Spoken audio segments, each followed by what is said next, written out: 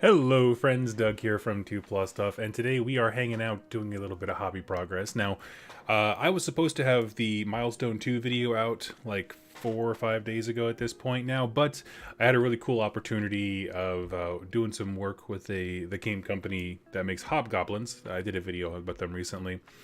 So it kind of threw my schedule off, but I didn't want to miss that opportunity. So today I'm going to be finishing up the Milestone 2 for myself for Conquest. I just have three Raptor riders left, like for that whole section, so it's gonna take no time. So I'm gonna hang out with you guys, just kind of chill, and when I'm all done for the day, then we can. My cat just snuck into the room. When I'm all done for the day, then we can record the actual recap immediately after this. So we're just gonna be chilling and hanging. Let's go to the downward camp here. I'm gonna get my cat out of the room and close the door, so I'm not bothering my wife. Go.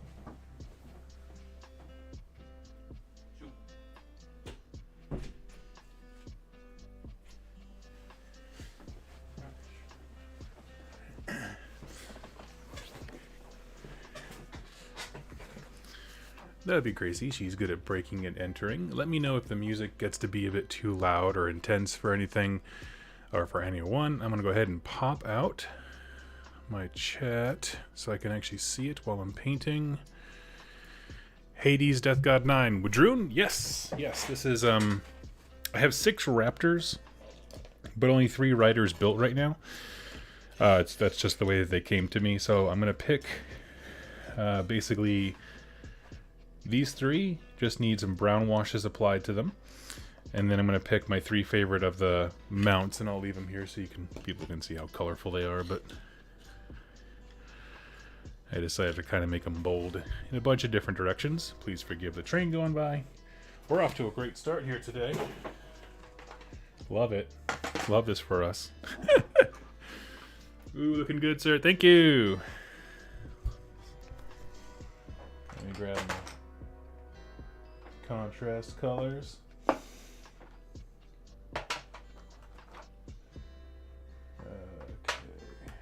What do we need? We got skeleton horde, snakebite leather,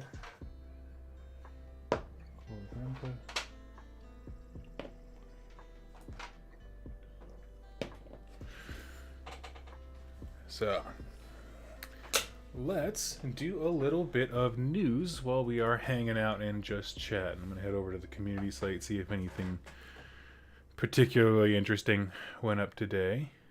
They're still talking about, we got some Salon stuff. We got a whole bunch of talks about, what's it called? New 40K.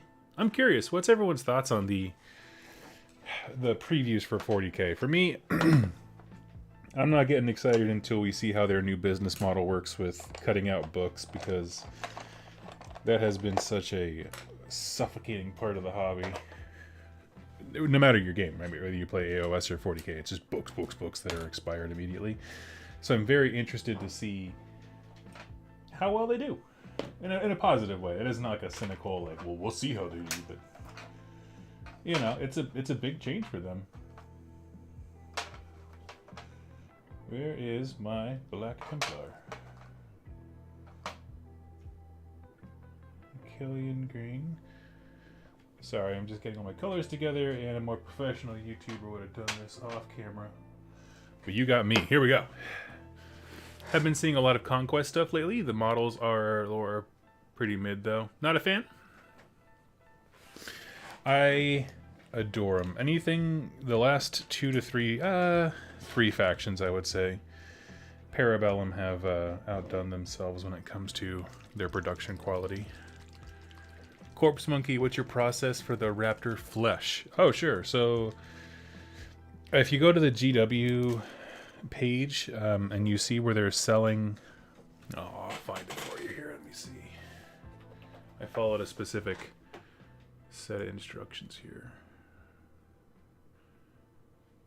Accept all the cookies in the whole world, because Games Workshop needs them. Here, we'll go to the shared screen and hang out. And we want to go order Ermagerd Surfern. Yeah. Bastillodon. I can never remember this guy's name.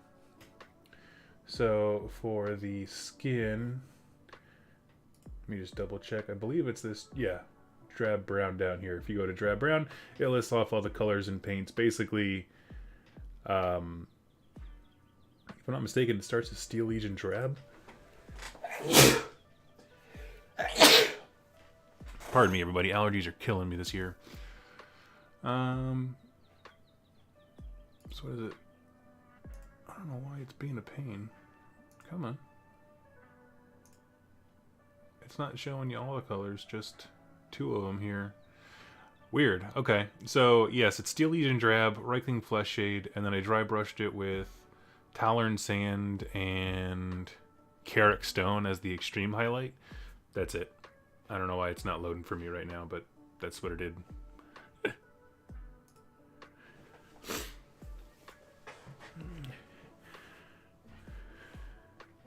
I think Combat Patrol looks interesting. Like the actual like boxes and size of the game. I will say I wasn't too interested until they showed off the Thousand Suns one. There's something about the Rubric Marines that always draw me in.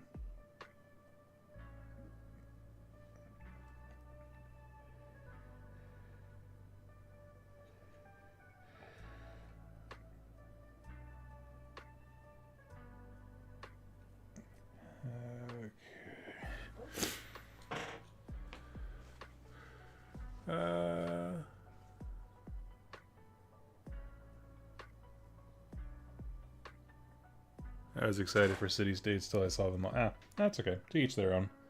I love it. I think it's a great game. It's the exact kind of complexity level that I like. You say first draft, I say they know when to stop. I'm not doing battle tactics every 5 seconds and trying to keep track of... I'm not dissing your opinion. You're more than welcome to it, and it's not every game is for everyone. It's funny to see like the different directions people come at when it comes to game design, because there's no right way, no wrong way.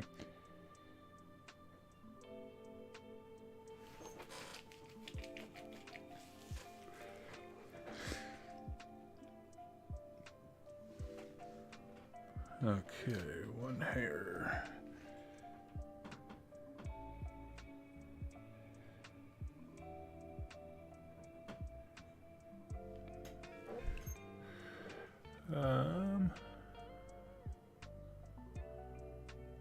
Bly.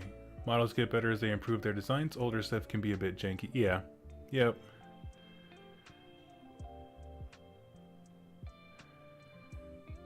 They're releasing a new Citadel Paints app. Sure. I don't know. I've talked about it before. I'm kind of in a null state right now at GW. Nothing they're doing is really getting me excited.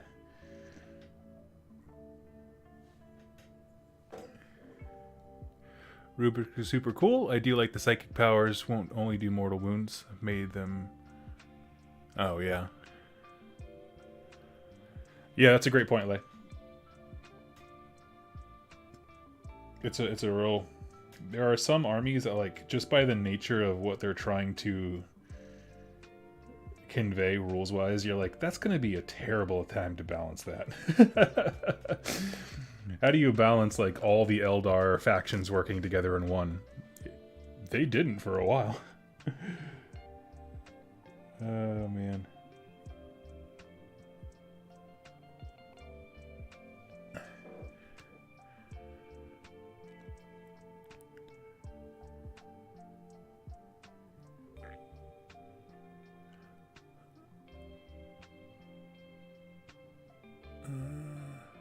Thousand Suns are great. Hope they come out okay. Intense psychic powers will make or break them. Yeah, I could see that. I like the idea of some combat. Yes, I like the size, like the actual quantity of models. I know that was... There was some discussion about that when they switched to Combat Patrol versus the old Start Collecting. So, like, it costs some more. I was like, yes, but I love the accessibility of being like, just buy this one box and let's start playing, right? As a group. Everybody buys Combat Patrol. Let's all start playing. Let's all get a new faction. That's all, whatever. It's like, I like that way more. As a consumer, not necessarily as a fan. I don't need to buy everything, but...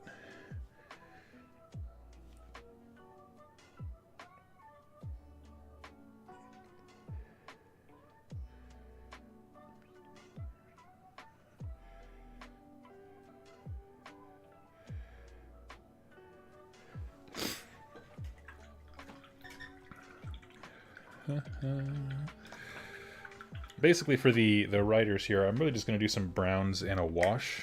I'm not doing too much work on the skin. That's why I'm trying to do as much contrast and stuff as possible, because it kind of speeds the process up for me.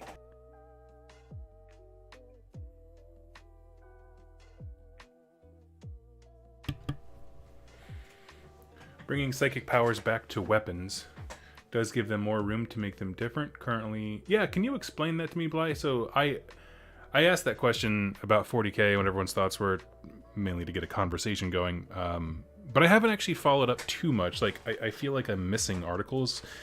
Are they putting psychic weapons back, like, as a weapons profile now type deal?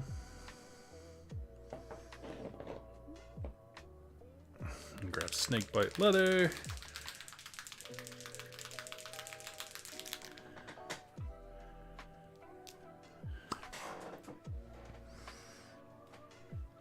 I do remember for the longest time that they had, like, psychic ammunition or whatever, right? Didn't they used to have that? That sounds cool.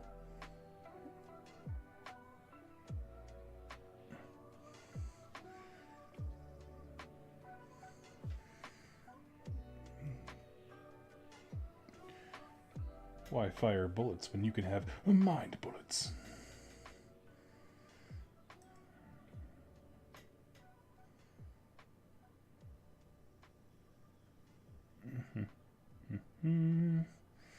Let's do a little roll call here. What is everyone working on? I will go first while everyone's typing. So obviously I have some Wadroon Raptor Riders. I can't remember the name of them. Their actual name of the unit. I don't know why. Raptors. There's Raptors, right? Anyway, got a bunch of those girls in front of me. If you're not familiar in Conquest, the Wadroon are like the orcs of the faction. And they commune with animals, but specifically, some of them are better at communing than others. So, like, for example, women tend to be better with predatory species, whereas men tend to be, or males of their species tend to be better with, like, non-aggressive type animals. So you'll see them a lot of times on, like, the thunder beasts and that kind of thing. That's why the Triceratops riders are male and the Raptor riders are female. It's pretty cool.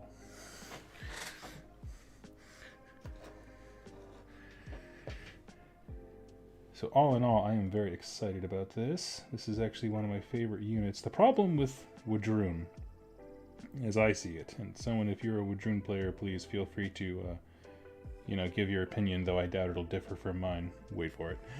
Is, I want to take everything. I want everything. I want all the Raptor Riders, I want all the tiny little dinos, the, whatever the pack.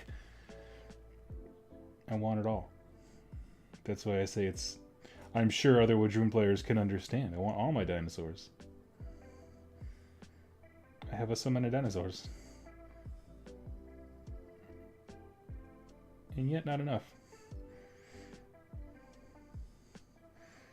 Although when those drum beasts, the Brontosaurus that they previewed at Adepticon, once those bad boys drop, people are going to find a way to make all beast lists viable. Like, there's no way. There's no way that there's not going to be some smart person who's like, I only play Conquest for this army and I'm going to make this work, because that happens in GW enough that I'm sure someone's going to look at those giant T-Rex models and be like, brain engaged.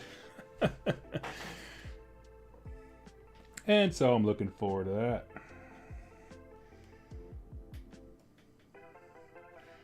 For selfish copy-paste purposes. But also, if you're looking at the top left of my table, you might see some other minis. Those are Cultists of Dagon for the game Carnivale, which I talked about a little bit here on the channel so far. I'm going to get back into it. I've been kind of off since I got back from Adepticon, but yeah, that's the one of their expansion boxes, and it has some really cool units in there. Essentially, they worship a Cthulhu-esque monster and are trying to bring him into the real world. So if you have not heard much about Carnivale or Carnivale, please go see those videos or ask questions here on the channel, or in the chat rather.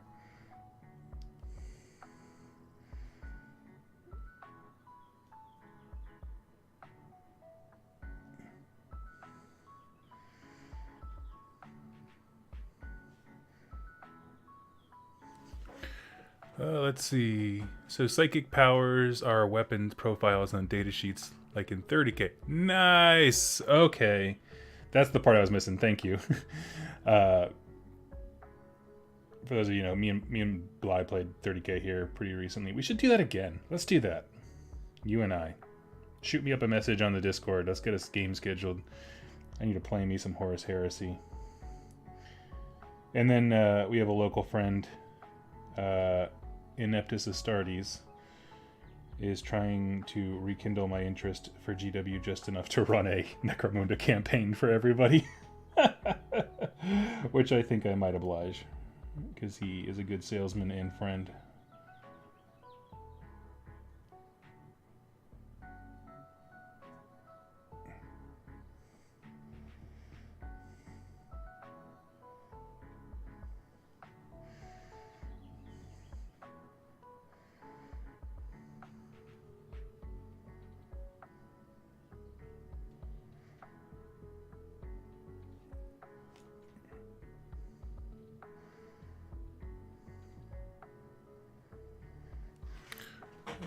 Let's see.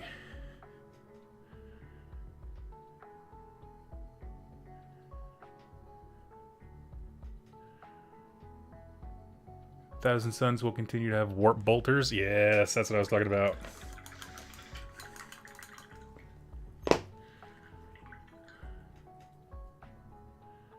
Currently, oh yeah, what we're working on. Let's see. Working on 15mm. Donald Kelly. Please tell me this, because I am very curious about 15mm minis in games. Perchance, where did you get those models? Where did you print them? Because that game I had recently mentioned, I did a video for him, Hobgoblin.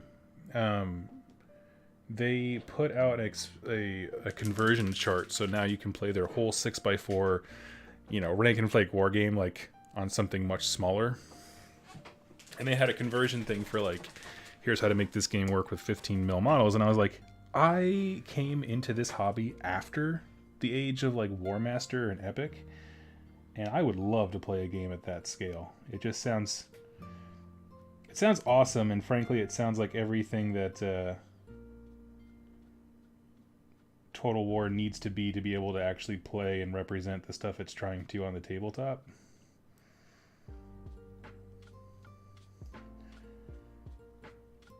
I'm sure people have heard my rant before about why, not why I'm not excited for the old world. I'm deeply excited that people are getting a game they love. It was just when it comes to fantasy battles, I played Total War Warhammer, and I was like, oh, this does this way better than the tabletop game ever could, just to the sheer scale of models and stuff. You go against Skaven in that game, and you feel like you're against an endless horde and tide. I don't know. That was an opinion thing. But I am excited for the old world. I missed that boat for the most part. I caught the very tail end, but would love to have the chance to learn more. And quite frankly, I'm excited for a whole new generation of content creators to come up and take the reins and be like, we can talk about the old world and not have the, we'll say the baggage that some content creators have when it comes to their audiences and stuff. I think that's a fair way.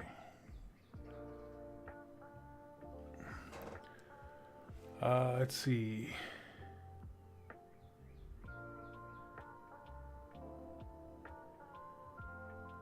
Currently painting up some Leagues of Votann. Nice.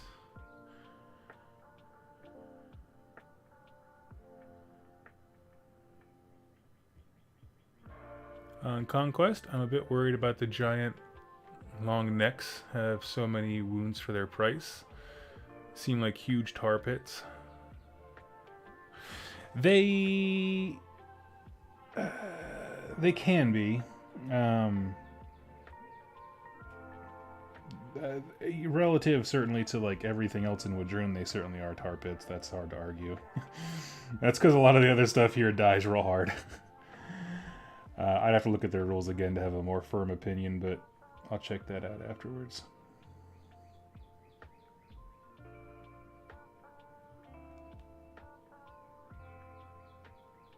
But also, I don't know if I haven't recorded an unboxing video for it. This last weekend, I got a whole bunch of Nords. I'm starting a Nord army. It's what I wanted to do earlier, and then this dropped into my lap. The Wadroon army. And I'm still excited for them. Because, of course, I love me some orcs. But it's the monsters and stuff of the Nords I'm excited to paint here pretty soon, once I finish this project up.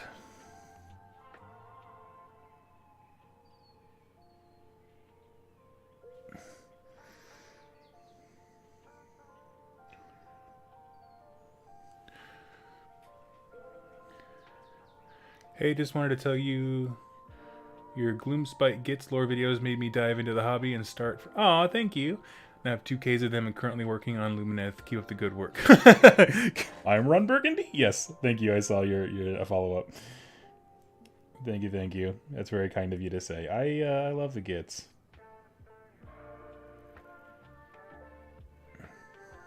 If you want to get truly in love with your army, I highly suggest the book Gloomspite. I think that one's by Andy Clark. Someone correct me if I'm wrong, please. But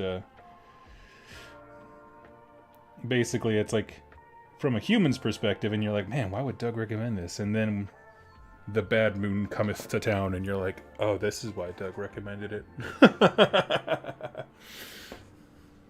I started in 1987 with Space Hulk. Now I'm into everything. Been collecting all this time. Wow, that's... my wife wants to sell it all.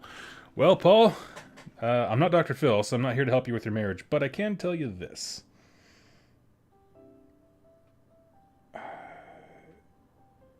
Sitting down with your partner to understand why they're frustrated and making reasonable accommodations to it is the spice of life. Fall more in love with each other as a result.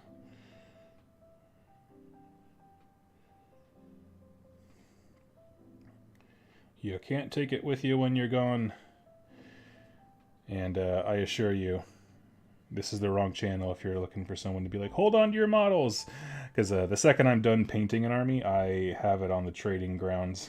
I don't keep anything. Practice the Zen Buddhism art of letting go of all of our collections and worldly things.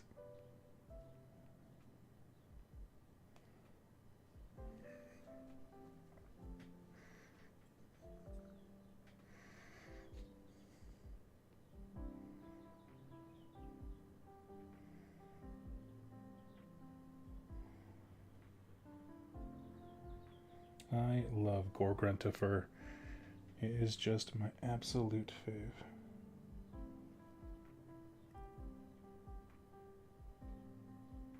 I don't know why.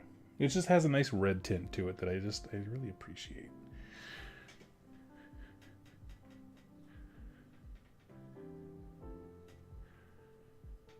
Let's see.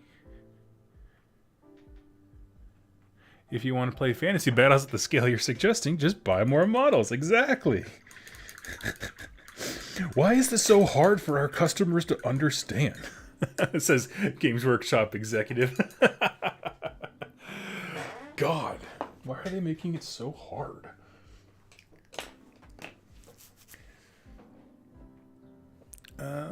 Hello everyone, hello.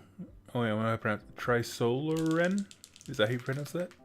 I always want to try with names, and then there's some that I'm like, this is clearly going to offend somebody, especially if they turn their name into a pun. Which you did, but you know what I mean. Let's see. So Earlier this summer, there was an estate sale from someone who had been in the hobby for a long time. They had passed, and their family was kind of left with what to do with their collection. And when I say collection, I truly, this is not an exaggeration, think that this man had enough to open his own GW store. And it's like old stuff. This is where I got that whole army of Mordians or whatever they are, the guard army, which I ended up giving back to the guy who sold it to me, or the guy organizing the estate sale for the Warhammer stuff.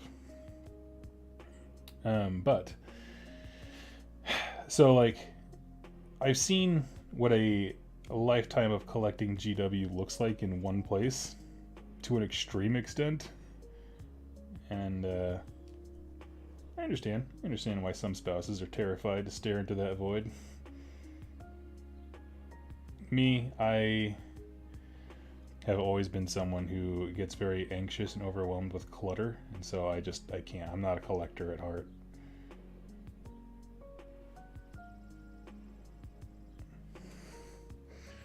I know my buddy and friend of the channel, Vince Ventrella, says I need display cabinets, which I am taking that advice when we move into our new place. We're going to set up, we're kind of going into it with the idea of displays and stuff like that, so that's kind of nice.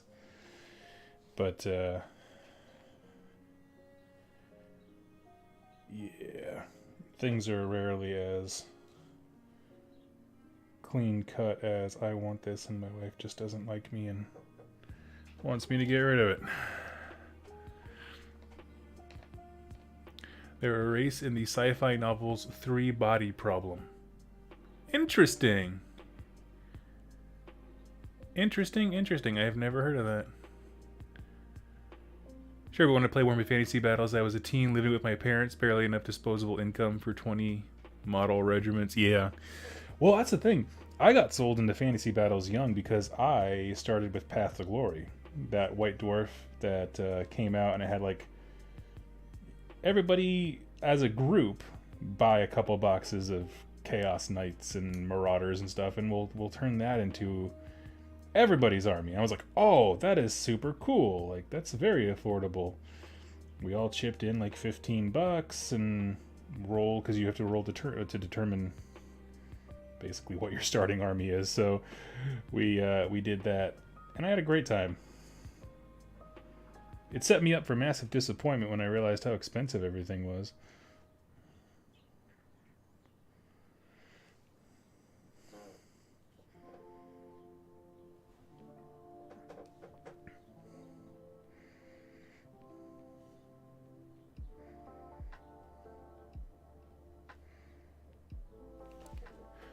Sixth edition? I know I have far too much, but I keep it in my basement. Plans for my possible death is to donate to younger players, but get buried with my favorites. Ah!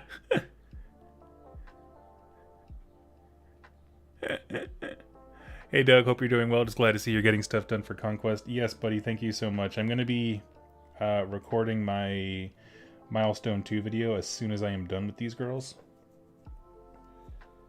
Because I fell behind on that. I got a chance recently to hang out with the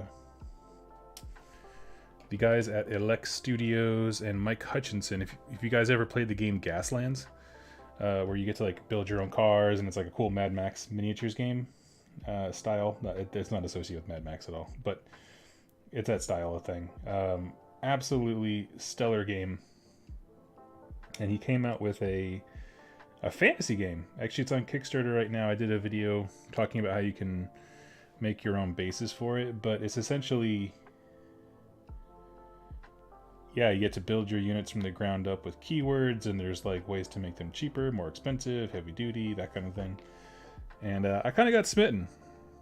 I had my video of me doing some orc stuff, and then I was like, of course, another train. Do I actually want to do orcs, or is this the best time to bust out the pigs? A pharaoh army for War Machine and Hordes that I'm excited to throw some paint on. Well, it was for War Machine and Hordes until they moved away from the model line, and Now they just exist in the void, gameless, loveless, with only their bacon to protect them.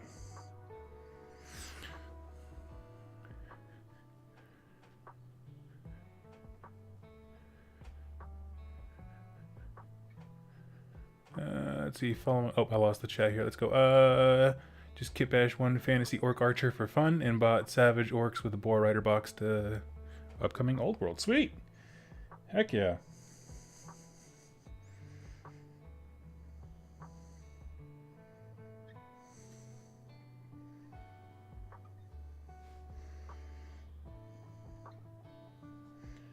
Give me a hot sec here. Almost done with this section. Then just got like 2 more colors and a wash.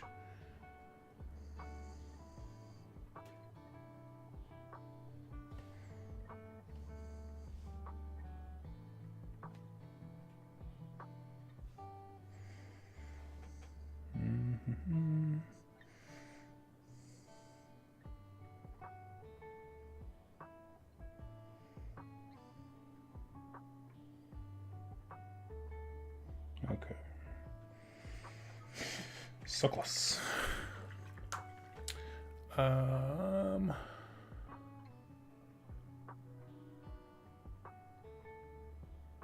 Trace Ladorian.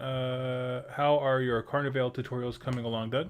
Have you painted all the models? I thought you've been working on some City Guardsmen. Yes, the City Guardsmen. I just need to put the black rim on their bases and they are done. I am probably... Let's see, so I wanted to paint up this warband next because I think that these cultists actually make for a better tutorial series than what comes in the San Canciano set. And the reason I say that is because if you don't know, they have 2 starter sets, the full 2-player, and then there's a smaller like demo version called San Canciano. I got that one. In that one, you don't actually get leaders. You the highest ranking thing you get is like a brute. So think of it as like an elite's choice in Mordheim. You have your basic chumps. You get to have one guy who's kind of good at stuff. The one guy who's kind of good at stuff fills in the role of being a leader in the demo side of things, but not so much if I'm giving actual formal demonstration, because then there's other mechanics that leaders can do. I want to be able to use those. So I was painting up these guys for that purpose, because he is an actual leader. And then I'll put the other guy in there for reference and stuff. But beyond the actual like painting of things, once I get like 2 or 3 more pieces of terrain done, I'm dry brushing up in the background whenever I'm bored and just want to do something else. I just have a big old thing of gray paint and some primed like, what are they called? MDF terrain. I have a lot of those like risers and stuff like that. I think I showed them off in my Adepticon recap video, but got a whole ton of those, just dry brushing them up. I have another game, I believe, tomorrow with my buddy Rob, and I think we're going to do one more game on the San Canciano size board just to try and push the system, get any last questions that we have answered. And then we will move on to hopefully battle reports very, very soon. Not battle reports, tutorials. We'll start small, and then we'll do battle reports at some point. I want to. I actually this last week went out and I bought a nice 2x2 board and a 3x3 like of plywood from the hardware store, and I'm gonna have a permanent setup. Like I had mentioned, we're talking about how we want the rooms in our new place to look and be decorated and set up, and one of my things going into it is setting up a place where I can do battle reports and tutorial type videos very, very quickly.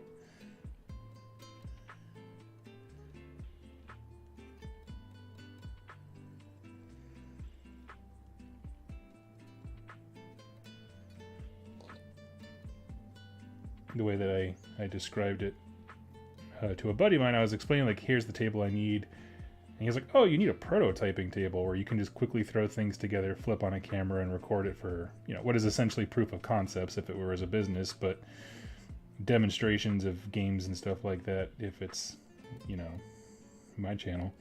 It's like, yes, actually, that's a great way to word it.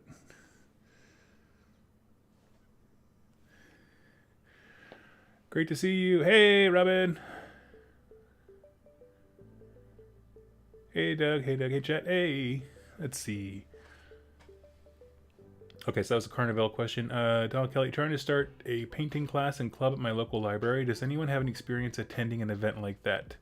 What were your expectations? I'm supplying all the minis and paint to start.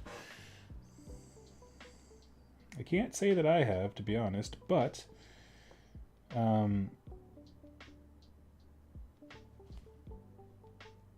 the biggest thing, honestly, is just tends to be advertising. Like, getting people to know that you're doing a thing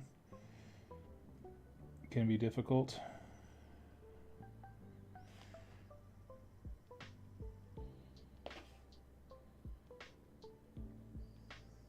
Can I ask, do you have a random assortment of models, or are you painting a uniform model? Like, you're teaching people how to paint step by step, and so everybody's got like a Space Marine, something pretty basic. Or are you trying to do like they do like at events with Reaper, where they just have a whole table of miniatures and stuff out, and people can walk up and kind of grab what they like? There's a few ways to go about it. There's a lot of ways, because some are more open education, some ideas are more, on rails. We're here to learn a thing. Let's learn the thing. I like them both. I did a lava basing class with Duncan many years ago. It was Nova 2019. Wow. Where that one was, it was expressly like, hey, we're learning to do this thing, right? Anything else you wanted to learn today? Screw it. And I liked it. Too bad I never used it. I learned how to do lava. It was lava bases, which I don't normally do. I actually never even did them for armies that make sense, like Fire Slayers and stuff. For me, I don't like when the base is the brightest thing, if that makes sense. I'd rather have a dark subdued base and a bright model. But I understand that people love lava for telling environmental stories on their bases, so then I just wanted to hang out with Duncan. Let's see what all the hype is about. And he was magnificent.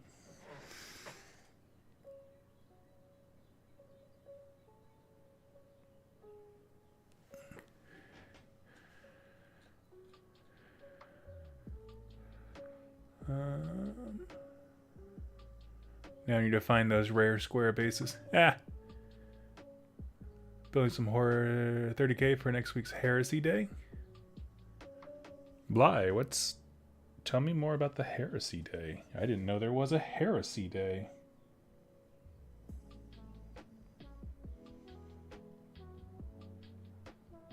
Oh, I guess you can hit me up on the Discord. You're local, so we can tweet the deets later.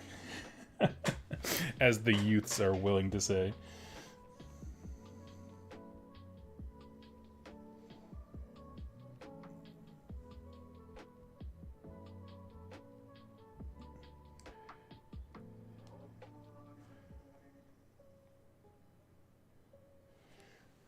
Okay, I just got to get one more done with the straps. She needs one more color on her. And then we're almost done with these gals. I'm very excited. I did manage to get 2 of the haunting packs painted, like where I batch did the little tiny dinosaurs, all bright colors. They were a lot of fun.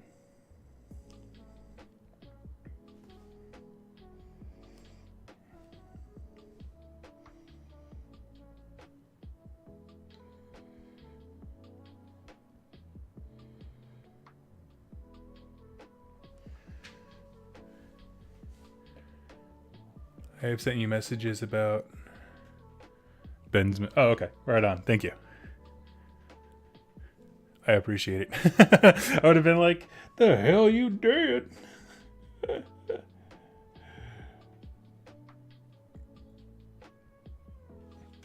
Yes, I am planning on going to... there's an event in Iowa called the Horsey Heresy. It is a Horus Heresy weekender where basically a bunch of men with too much time and too much alcohol and disposable income rent out a B&B horse farm. It's like somebody owns like a 30 bedroom like nice estate on a horse farm, and so they rent out the place and then the rest of the farm functions properly, but we basically take over the cabin, cook meals, that kind of stuff, and play a version of Horus Heresy. By a version, a campaign. I don't know why I said version. We played Horus Heresy, the rules, and then had a mini campaign. I think this year we're going to do like the March to Terra or something like that. So very excited about that.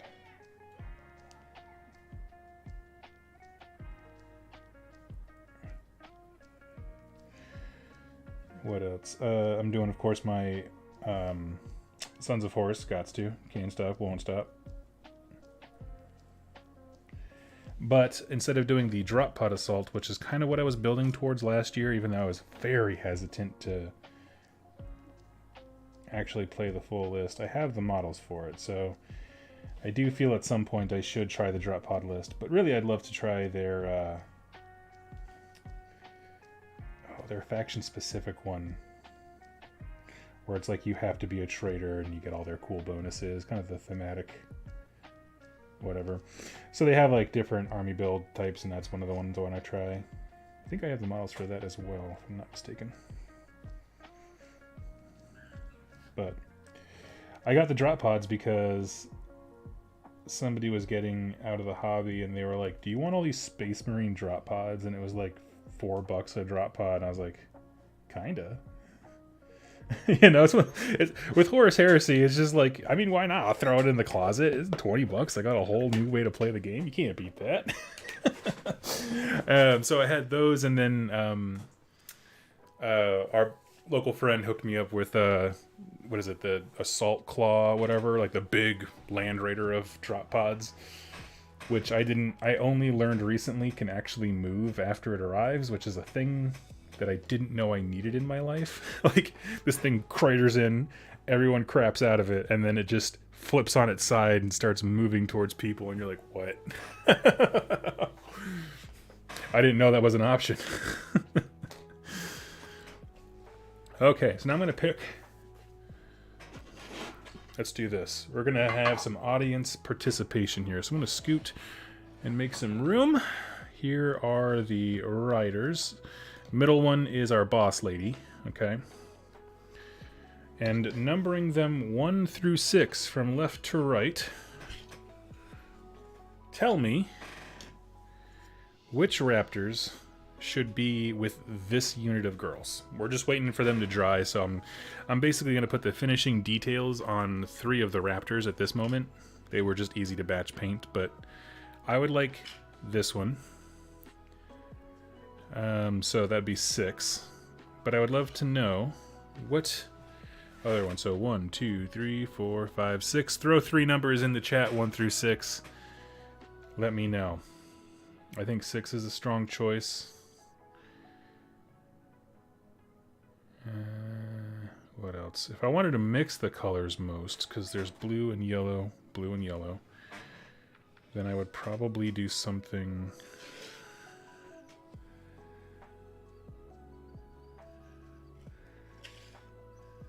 like this, like in terms of splitting the unit. Blue and yellow 6, okay. I know, I'm moving them around now, I'm sorry. I didn't mean to. I don't remember what order they were in before, I'm so sorry, everybody. Okay, a lot of renown around 6. For this one, 3, 4, and 6.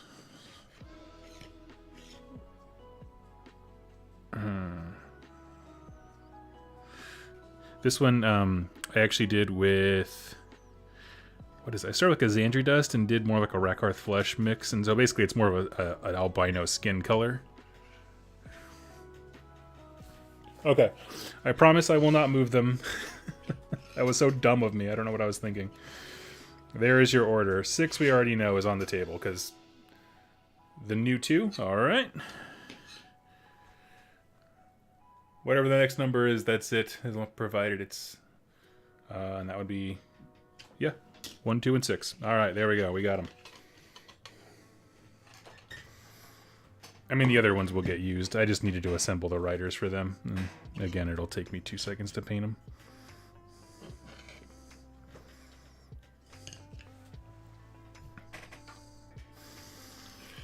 We got some Kurberg Crimson.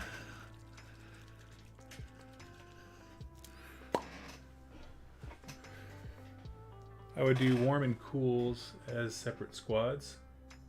That's a really good idea. Yeah, I feel good about that, because these are all the darker ones. That makes sense. Okay, that's a good call. I mean, obviously this guy is his own thing, but I mixed all their colors up so much that none of them are all cool or all whatever, warm. Whatever the opposite of cool is. Don't mind me, I just talk on the internet for a living.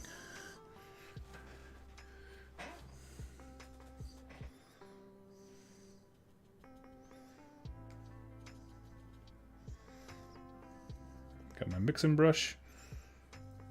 And what I'm going to do now is just kind of trace some detail into the shadows with some very faint color.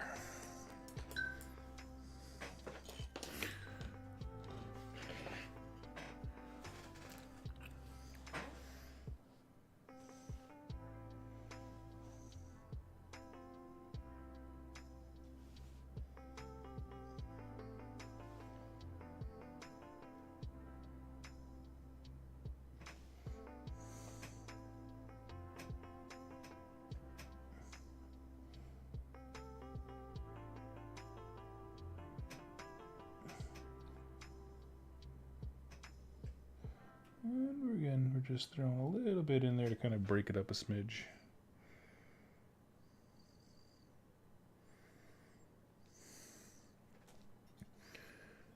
It's all nothing fancy.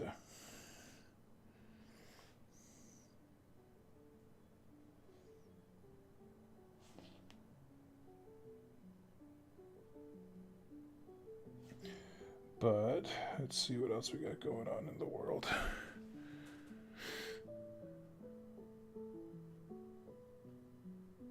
Okay, I'm all caught up on the chat. I was just making sure. I had to pause for a second and be like, did I just completely ignore somebody?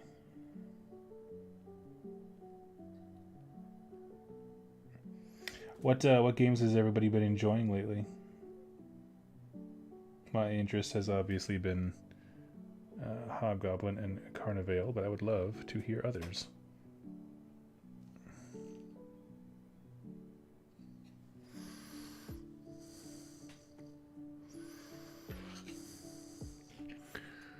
Mixing the two groups brings on confetti.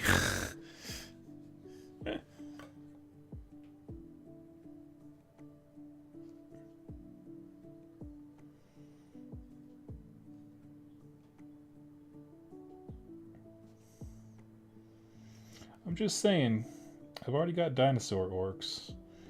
Confetti orcs might not be too far out of my equation. I can make this work. Did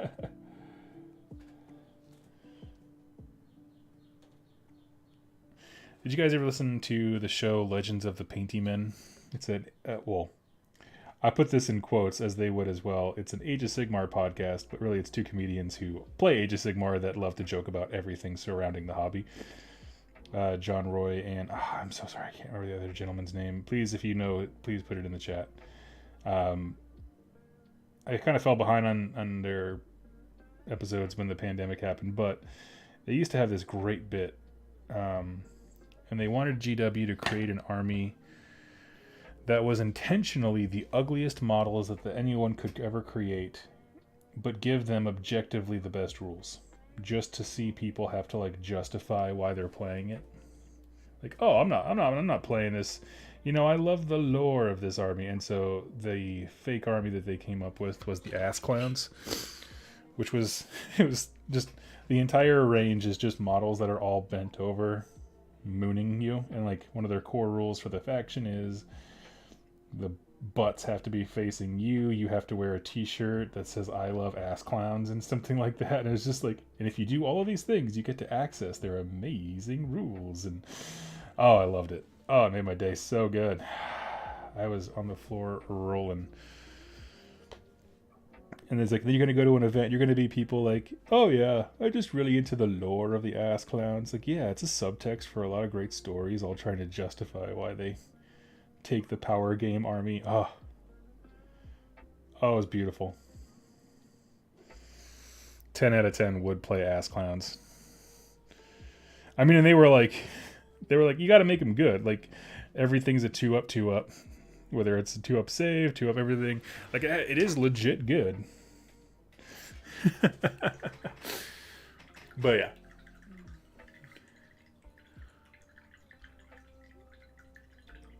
Well, I got 2 new people to play Conquest recently. That's sweet. I'm always worried that he's mad at me. I tend to be, well, this last summer I've tended to be rather flaky when it came to plans just because the schedule and life keep changing on me. It happens. He's our local Vanguard and all around one of the sweetest people you'll ever meet. But there was like a stretch during the summer for him and another friend, my buddy Rob that I'm doing Carnival with, where every time we were supposed to hang out, that is when some major life event happened this summer. Me and Rob are supposed to hang out. Hey, someone stole my car. Hey, me and Rob are supposed to hang out. Yeah, we just had a death. You know, all these kinds of things.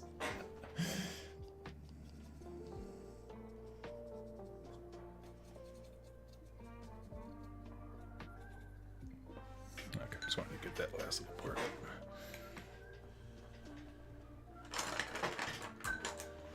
And I'm going to do...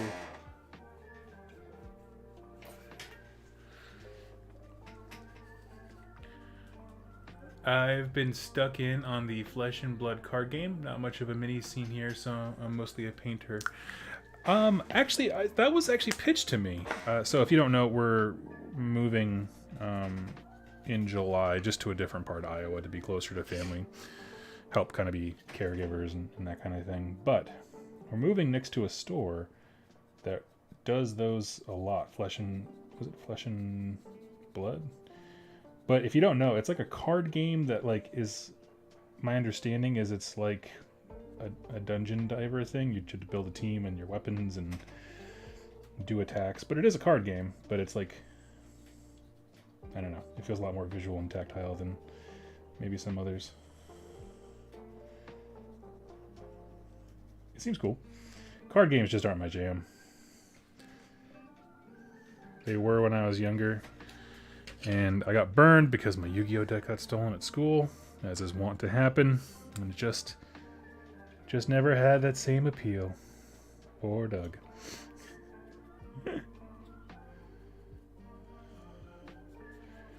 There's something about the magic that day that broke.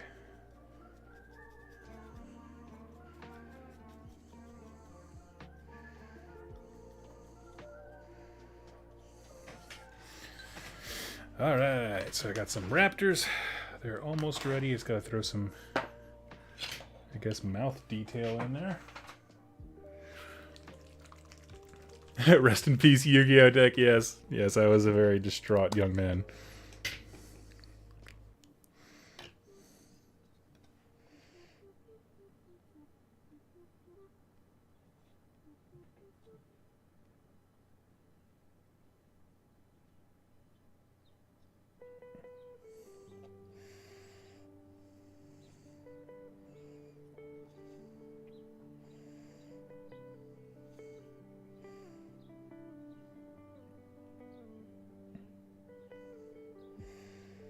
Let's get some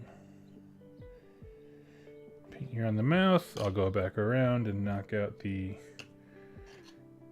Okay, none of these guys have their mouth open. Okay. Grab some Mushabti bone, hit the teeth real quick, we'll knock out the eyes, and then we are good to go.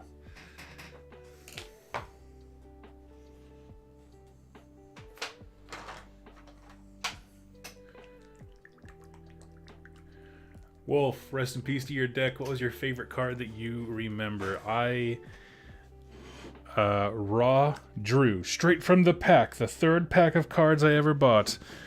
Mirror Force. I know. We've all suffered much.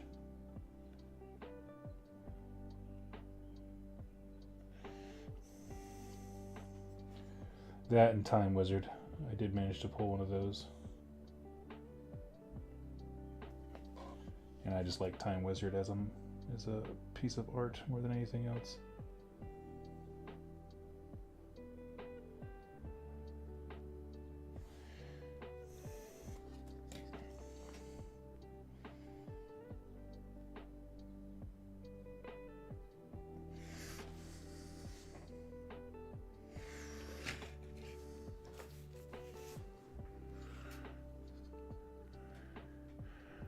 Never heard about your car being stolen. Very sorry to hear that. Did it get returned? Oh yeah, during the summer. If you own a Kia,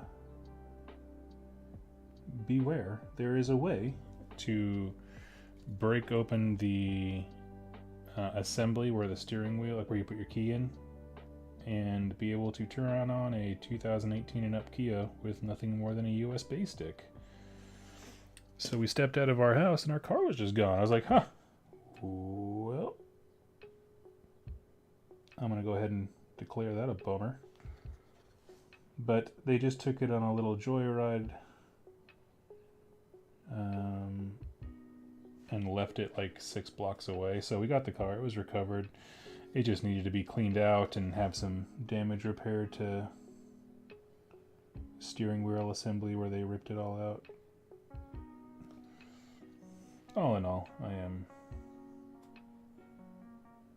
fortunate relative to many others who have had their cars stolen. So I can't complain.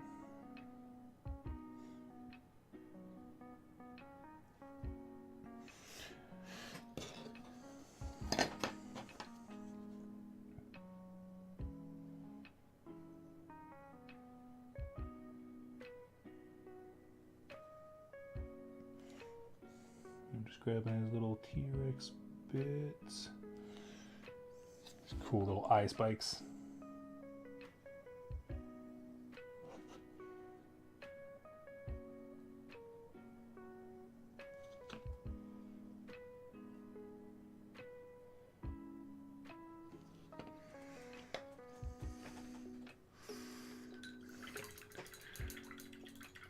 Looked up Time Wizard for the sake of nostalgia. Oh yes, that's a nice card. Exactly right. Yeah. Oh, I missed a question here. Turbandar, Doug, how did you do your skin for the Wadroon? So, I love this skin color, especially if you do a Zenithal. This is Plague Bearer Flesh Contrast. Nothing else. When I put on a slightly thinned down brown wash, you'll see it pops, man. It's just the best. But that's it.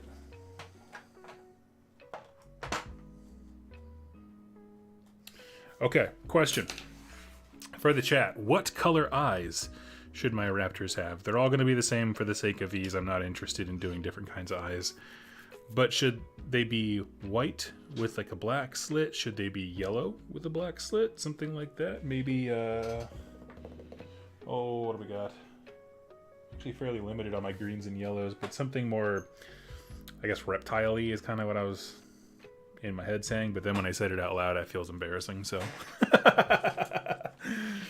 While people are answering to that, let's see. Anyway, great to see you with Drew and Doug. Finished my second Spires Warband in time to look forward to see the next catch-up video. Awesome. Yes, the second I'm done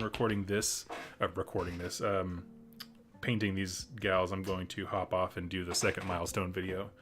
I know I'm behind, but I had a chance to hang out with the dude who made Gaslands, and I was like, I'm not missing that opportunity.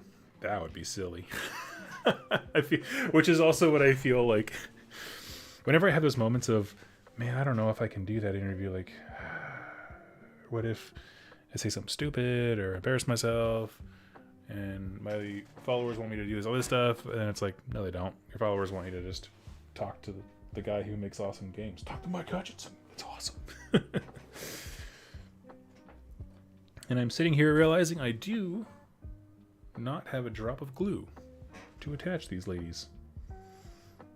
So that will matter. Won't yellow be a bit too similar? It's true. Yeah, I'm going to go with white. That's a good point. I always like solid red. Possibly. I'm going to... I'll think about the red. On the eyes, though?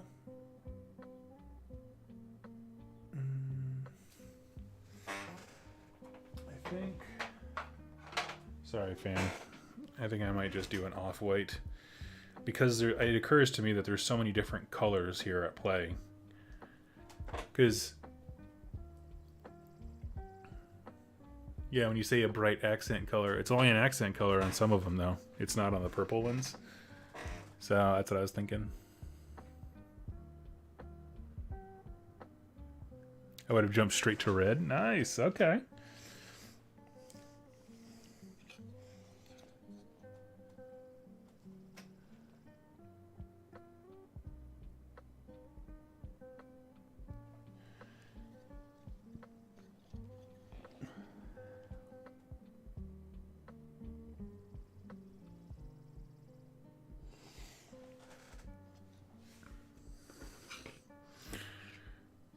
How angry are those birds? You know, they're somewhere between the kind of anger you feel when you realize there's no more toilet paper in the bathroom and you're trapped, and a Karen who's going to talk to the manager. That's where I put them on the rage scale, somewhere in between those 2 points.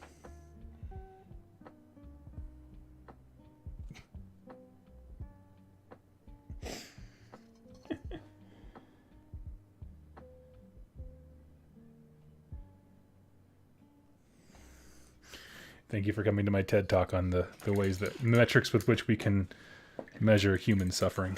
What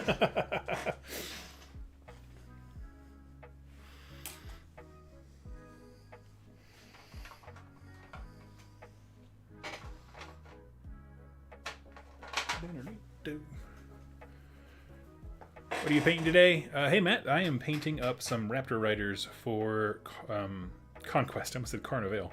They have Ostrich Riders, but Ostrich Cavalry. But yes, these are for Conquest.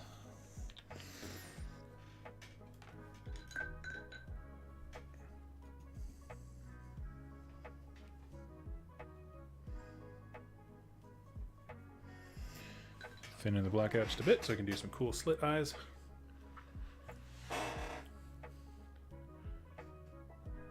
When I say accent, I mean white dot trick people.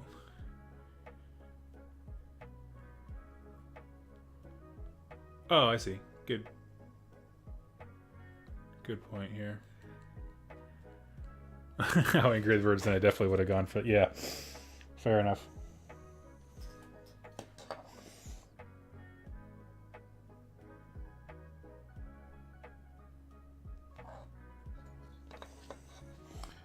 I don't know, man.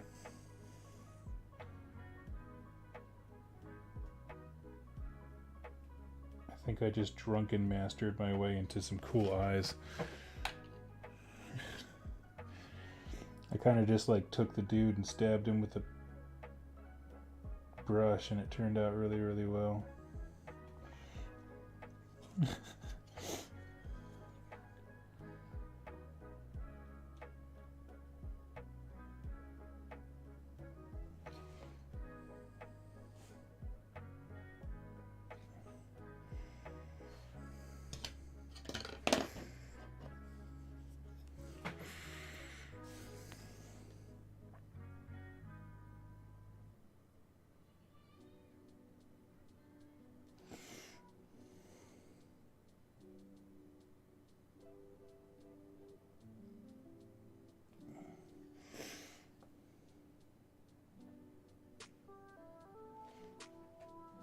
Oh, yeah.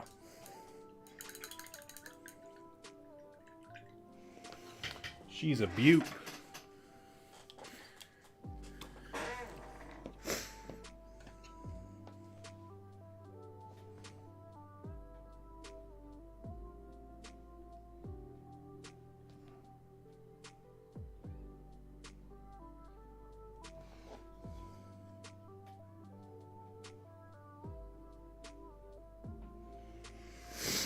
Mm-hmm.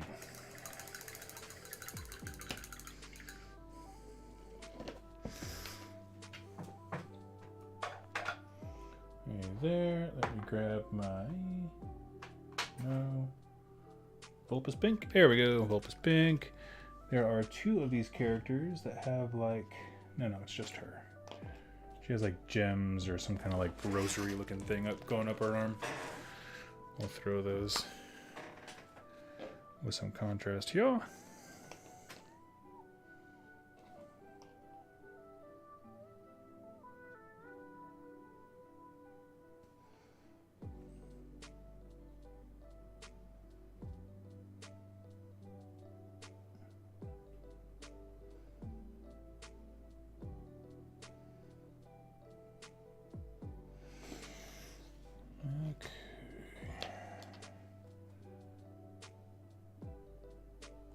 Hey, is anyone excited for that new Warcry expansion they got coming out? I think... Didn't they announce something with like new Stormcast? And I thought someone said Flesh Eater Quartz, but I could be wrong.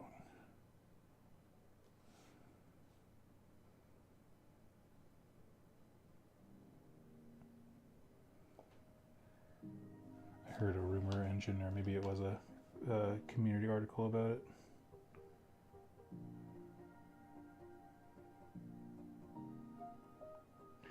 I'm curious what you guys think of those Warcry boxes, because like I'm torn on them. Sometimes I feel like they're a good deal. Like obviously if you like the war bands that come in them, they tend to be a good deal with terrain and your core entry points and stuff, but every once in a while I'm like, is that a good deal? I don't really know.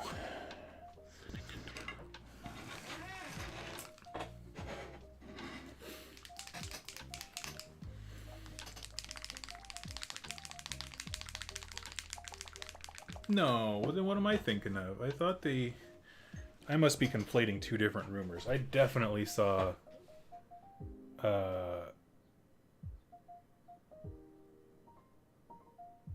Oh, okay. Thank you, Alec, man. So I'm not losing my mind. It's like, I didn't leak anything, man. I don't know Jack. I know less than anybody else in this room. He says in an empty room. Okay, yes, it was leaked. I remember someone showed me pictures. That's right, it was Potato Cam, wasn't it? Wait. Oh, you're not what I thought it was. I thought I had my brown wash. Brown mahogany paint. Okay.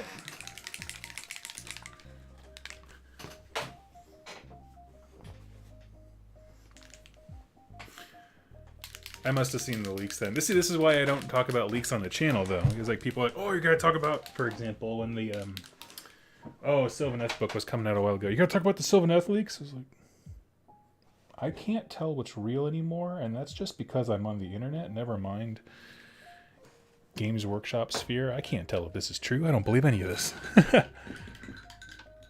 There's Underworld. Maybe that's it. Maybe that's what I'm thinking. Because wasn't what was I thinking?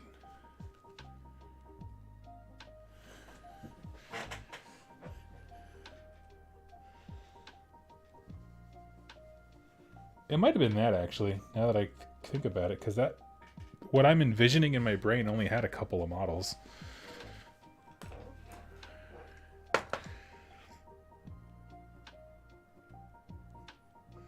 Okay, so let's back it up. What'd you guys think of whatever the last expansion they had for Warcry was then?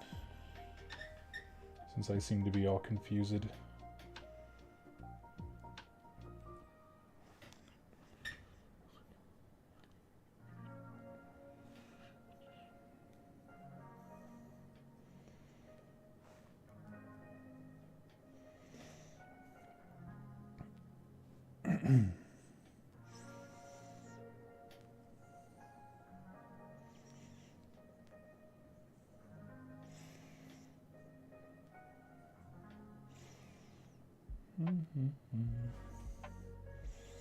So yes, after the Plague Bearer flesh, I like to do one thinned out wash of brown. I'm using Monument Hobbies washes. They just started promoting them, at least. I don't know about how long they've been out, but I saw him promoting it pretty heavily at Adepticon, and decided to grab some because I wanted to try them. I really love their other paints, so I was like, let's see how they do with washes, and I'm not disappointed.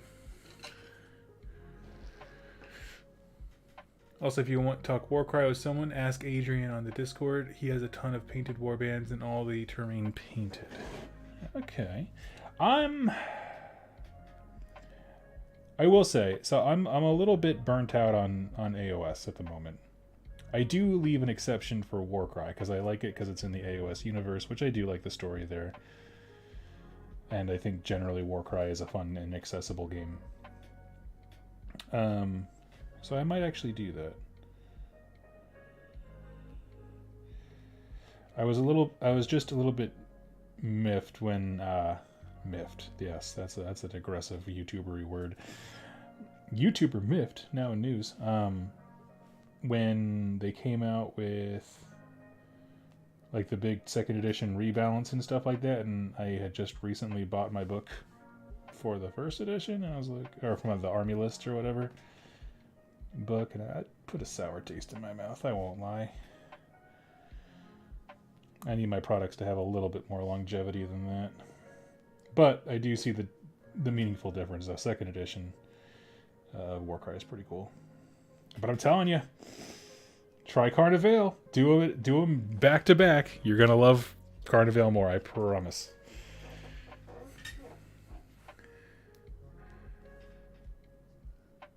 I still feel like I'm the only person in the world that likes the Horns of Hashut. Oh, I love the Horns of Hashut.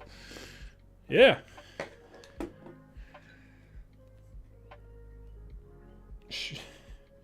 Long-haired short people need not apply, man. How do we leverage the love that people have for the Chaos Dwarf intellectual property? Give it to them, but don't give them dwarves. My God. Get this man a raise. Somewhere in the executive office of GW. We give them what they think they want, but not what they actually want.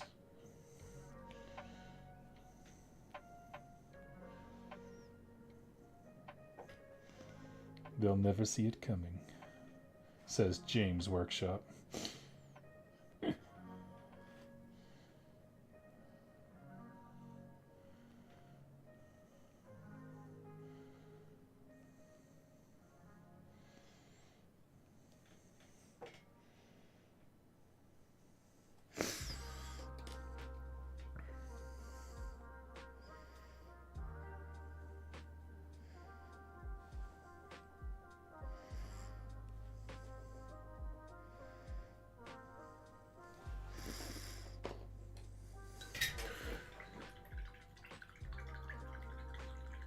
Saw the title and I thought, finally! I just wanted Shorps. Yeah. Yep. The vampires were neat. Corn dudes were fine. I do love the Fleshhound Fury. I'm excited for new Stormcast. My buddy who plays Flesh Records is excited about new models. But one thing I'd like to see is open play battle plan card to be released on their own. I would love that. I would love if they did. Well, me and Bly played a game of 40K, I believe, wasn't it? Where we had the what's the way of playing 40K where you have like the tarot card deck and it generates your mission? Every miniatures game should have that. There is no reason not to. It is the coolest.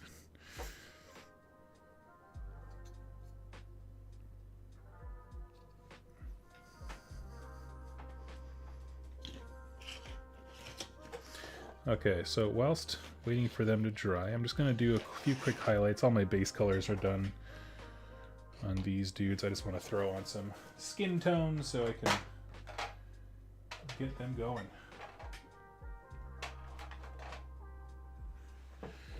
That make me crazy. Tempest of War. Yes. Yes, the Tempest of War deck. That's what it's called, yes.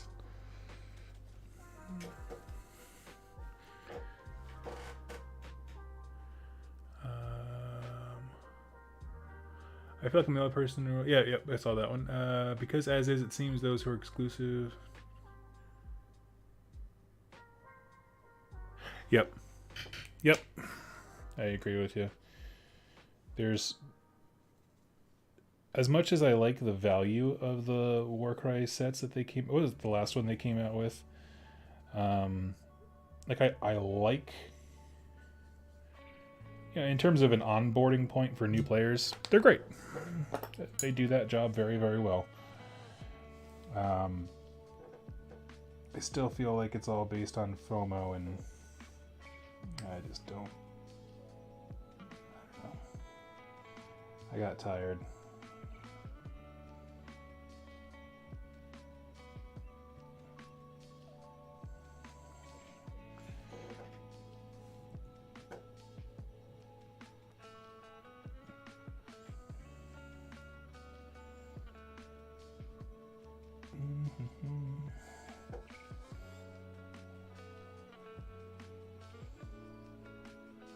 Here we go.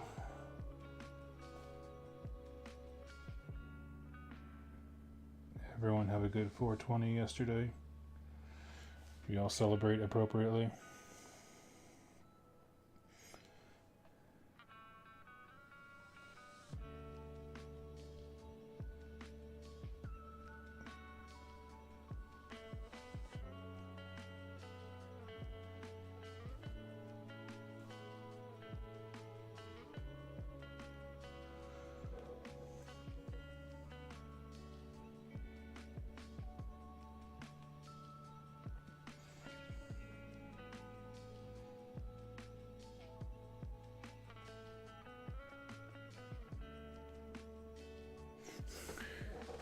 Best Warcry was Chameleons versus Jade Dudes. I agree. That was the set to beat. And it is definitely a high watermark, I would agree.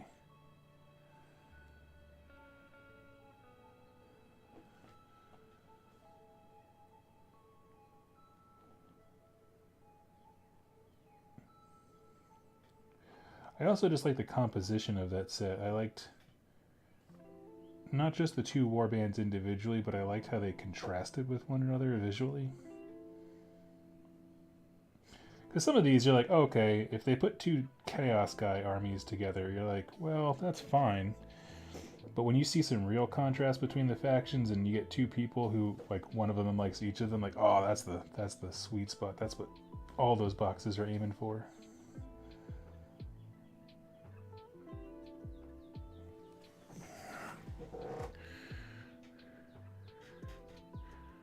It's very fun, so long as you're not going 110% try-hard competitive mindset. I agree. No, we played together, and Bly is a, so we say, balls to the wall, gas pedal player. There's no offense there. You play good. You're a good player. That's all there is to it. But we had a great time. I don't feel like our game was a blowout that I recall. I mean, it's hard to say if it was a blowout or not, because I definitely do make some tactical blunders, so. There are a lot of people who play Warhammer because they feel like they have some untapped military acumen that just they need to display to the world. I am not one of those people. No tactics here. Run forward and die. Sometimes slower than the person you're running at. That's it. That's the plan.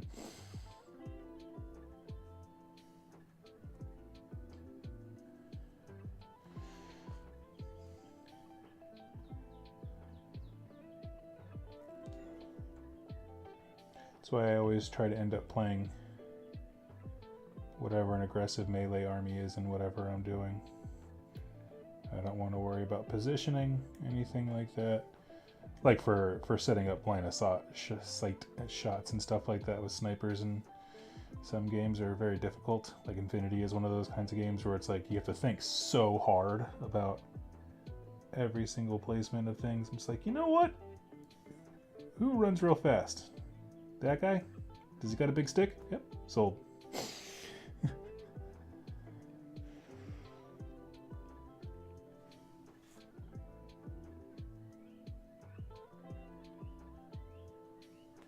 I have been following, as far as news goes, balls to the wall. Okay.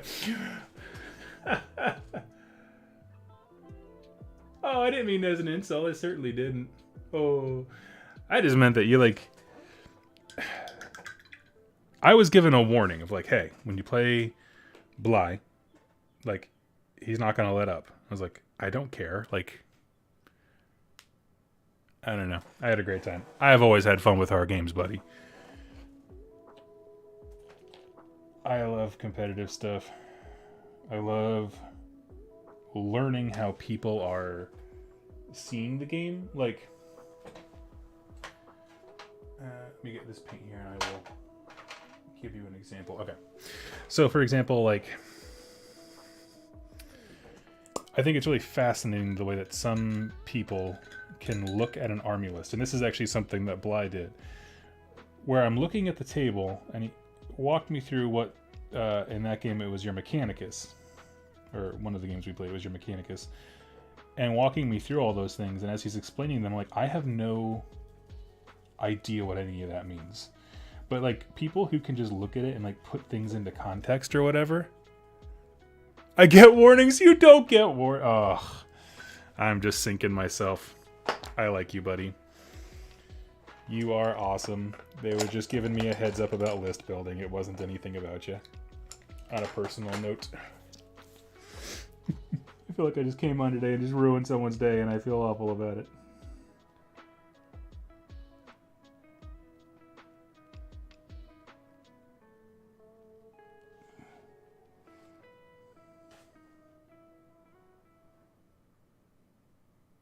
Oh, I could shut up. I could be a quiet streamer. I could be one of those people. Trying to make all these dudes as pale as possible.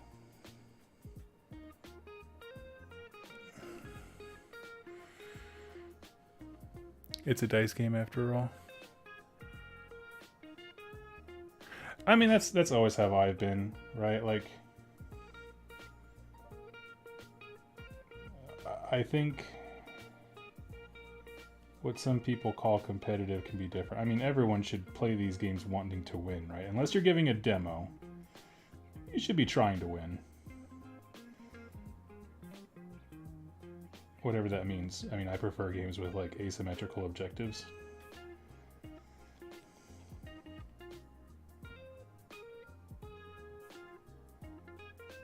But those tend to be narrative missions, you know, attacker, defender, that kind of thing. Not everyone's into them. I try to pull punches at list building, but I have a hard time at the table. Hey, man. I'm not complaining.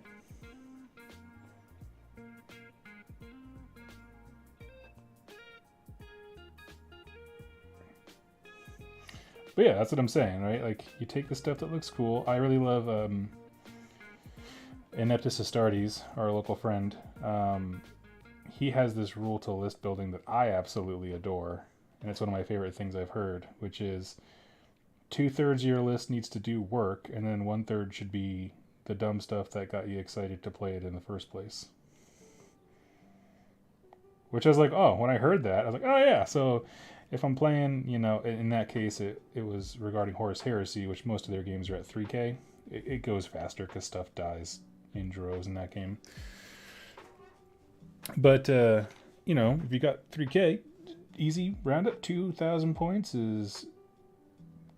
You should go balls to the wall. You should. What's going to win the game? What plays objectives? What does this? And then for that last 1,000 points, you're like, what's the dumbest thing? And I like that. I like covering my bases so that I can choose to be stupid. It's got to be a choice, though. You never want to be accidentally stupid.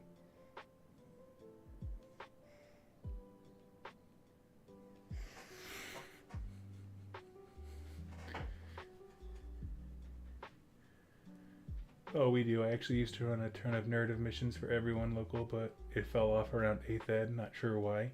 That's so interesting to me that it fell off here around 8th. I'm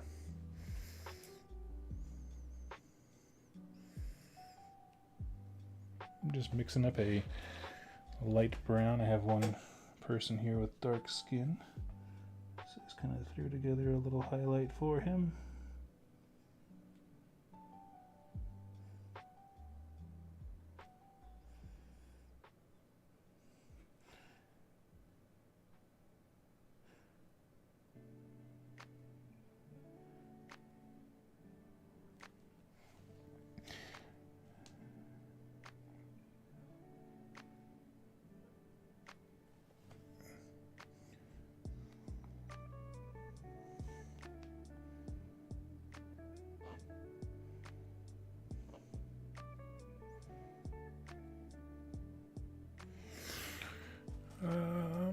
I like that approach. Say you love X model, but it's absolutely terrible. Exactly. Yes, that's the idea, and that's the idea, right? Because in Horus Heresy, obviously that's what he was talking about. As I said before, that's what his show's about. But I feel like, and Bly, I'd love to hear your opinion, mainly because I want to know you're still talking and not feeling bad, because you're the nicest person ever. I feel like, kind of like in BattleTech, where there's so many options, there's no way that they're going to balance them all to be, you know, on par with any other options that you might get. So, like, there's always going to be a better fast choice, whatever. But picking the stuff that you think is stupid and fun, oh, there's nothing like it.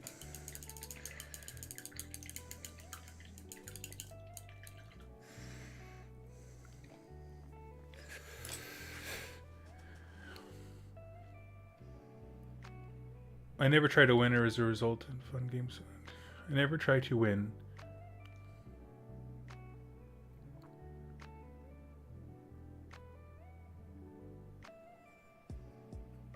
Verathon, I'm not sure I followed that one, but you're saying just like, you know, it's not about like preconceiving a list that will win. It's just show up with what you think is cool and do your best. Is that what you were saying?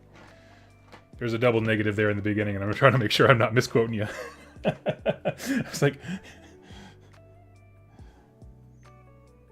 I could butcher what this guy was trying to say. I could just double check. Now this dude is actually holding a human heart and what looks like maybe a second heart or possibly a kidney in his other hand. Pretty rad, a little extreme.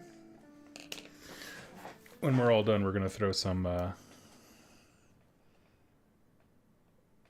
is it? Blood for the blood god on him.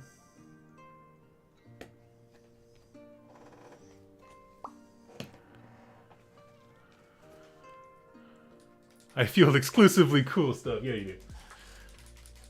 The only, okay, I will say, you have fielded more cool things that I have never seen outside of playing you, like with Mechanica stuff in particular.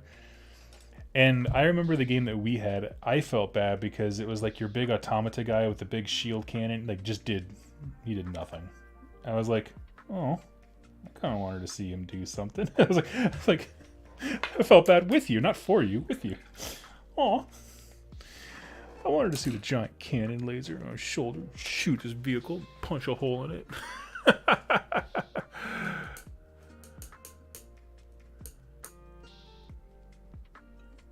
Doug, when the Cities of Sigmar come out, do you think you will be tempted to pick them up? Just curious if it's something you're into.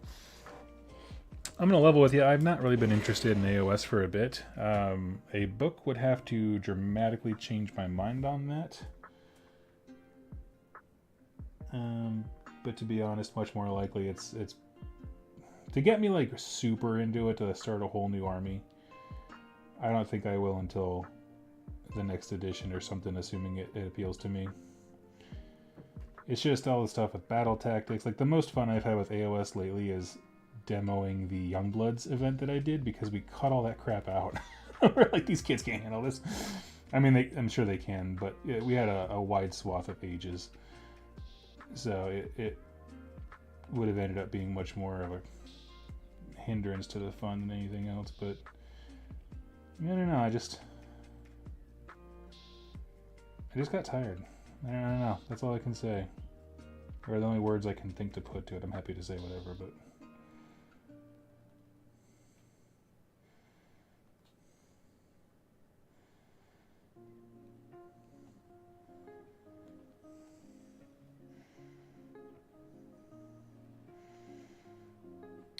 But if any faction was going to have a really good chance of doing that, I will say you are correct. It is Cities of Sigmar. Because they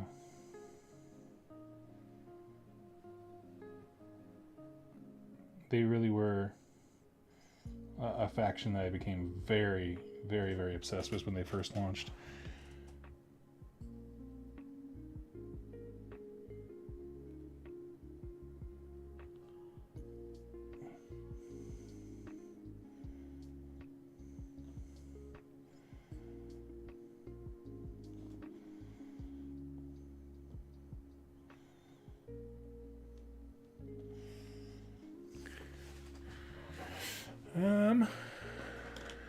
Let's see. I just responded to the opponent.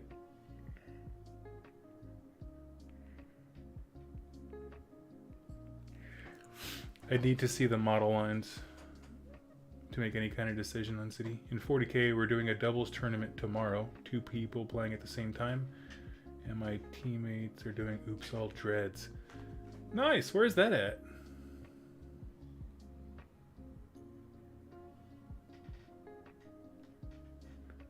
I'm so interested.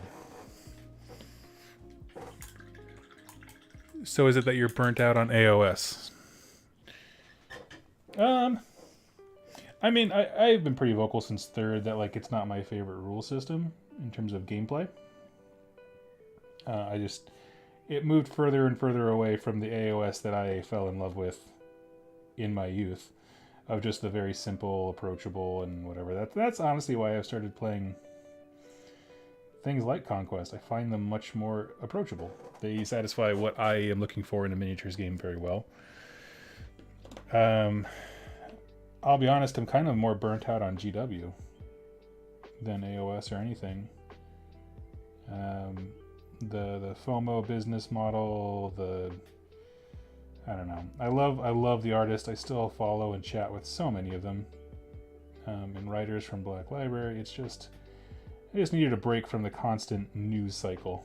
I don't at our house we don't have like the news playing all the time, but it started to feel that way where you're just like punch drunk from all the crap they're trying to shove in towards you.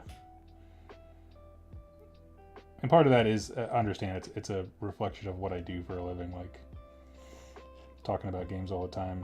It's different when it's all you do all day. Instead, I've been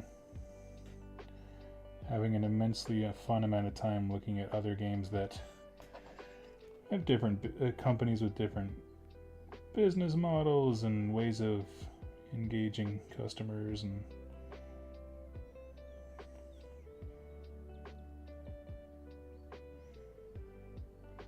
But I'm hesitant to say that because, like, you know, people's ability to miss the point on the internet is legendary. So I'm just like, oh, he hates Age of Sigmar. It's like, no, I mean, I was never super into the edition of the game, but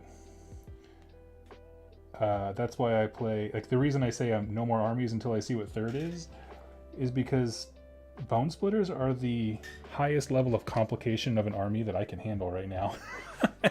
Because they have like no rules. I mean, and that's a good thing. There's so little to memorize. And I was like, oh, I love this. I had a great time at Vault Wars with them. And then they started coming out with like the Seasons of War thing that had like intermediate buffs. And a lot of the buffs are great for Bone Splitters, not going to argue. At the same time, it's like, I don't want to keep up with anything more. Like, to go to an event and now you have to have like all the different GHBs and you have to know what season you're in, and I'm just like, brr.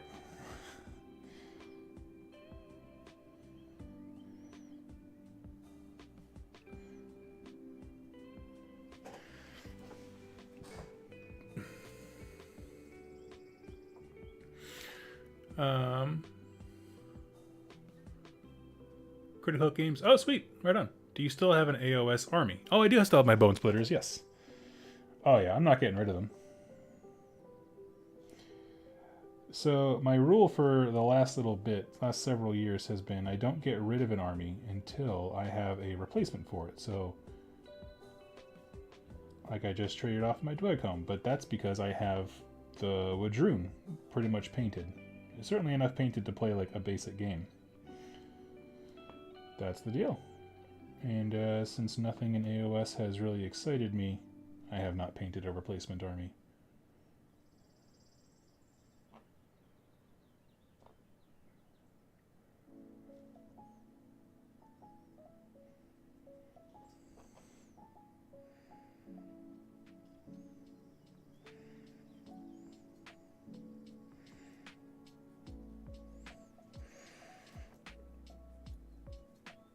Every once in a while I get the mood to, maybe I'll paint a KO army. That's another one. I recently thought about Seraphon with their nice new box coming out.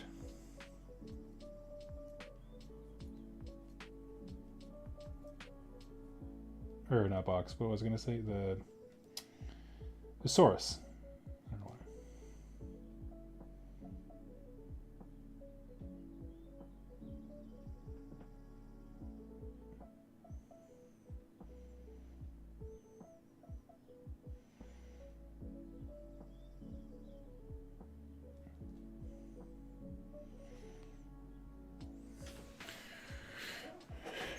Let's see.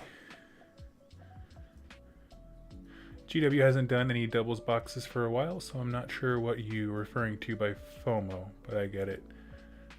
I love that you're covering other game systems. I've missed Conquest, if not for you. Also, is the complexity of the core rules has gotten you? AOS specifically. Yes, so... Okay, I'm going to address a few of those, because this is a great discussion.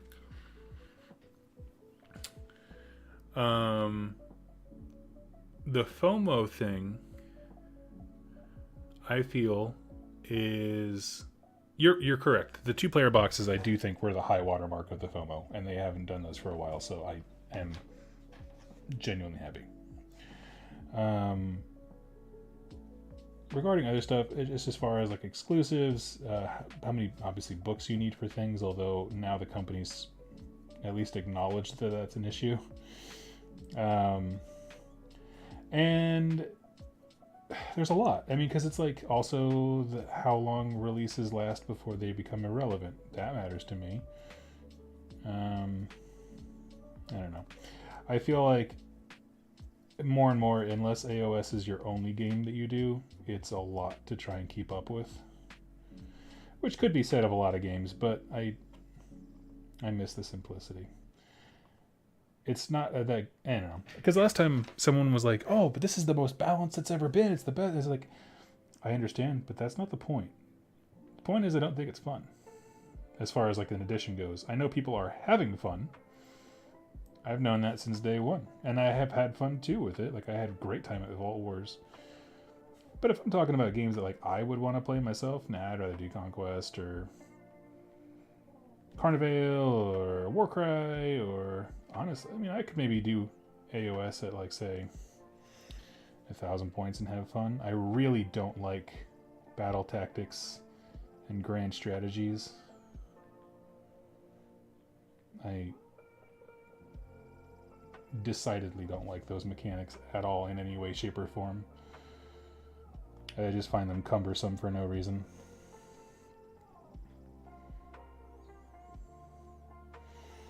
But like, you know, then again, Bone Splitters don't have many of those. So it ends up being alright.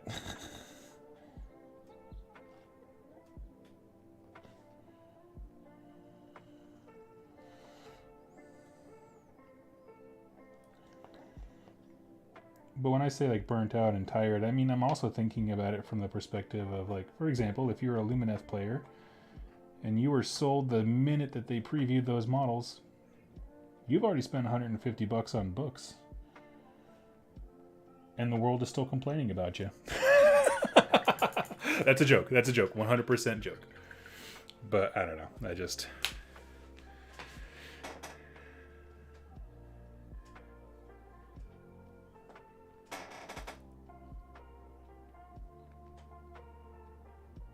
That was me. Okay, so this is the most edition of the game yet. Oh, yeah. Okay. I'm sorry. I wasn't trying to be dismissive of you.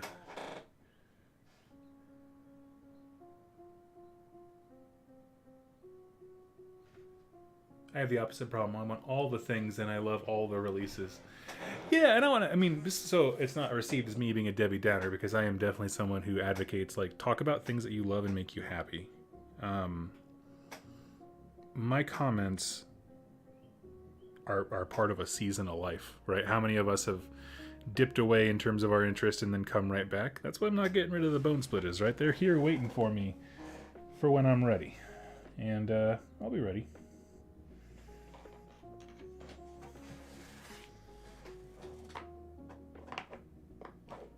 I don't live in a black and white world where it's like you either love AOS and talk about nothing but it, or else, or nothing. And it's like, oh, I can just take a break. They're obviously in the middle of a big change as a company internally, because that decision to move away from printed material, I don't know if... Obviously, we all understand how important that is to us on the consumer side, like actually going and physically moving all those freaking books and stuff. But on the business side of things, like in terms of their revenue, how much money it takes to them to invest in a product to be able to get out to people and then have a return on that product, like those numbers are crazy. So I'm very interested to see how that works on the business side. And if it goes well and people are like super pumped, I'm happy to be wrong and not be wrong. I'm not making a claim that they're going to fail, but I'm happy to jump in, add my voice to the throng of excited people. It just seems like the company realized things need to change, and I'm excited to see them change.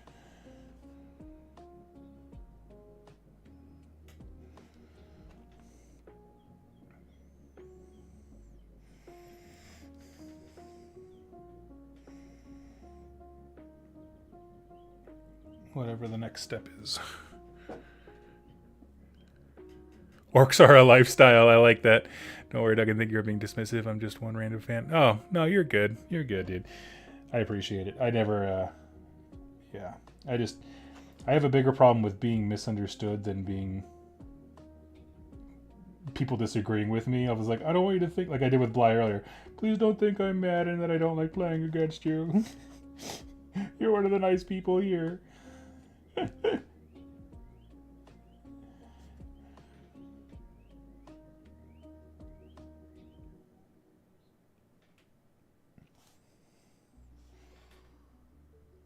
see, get your teeth. Gross little gremlin guy.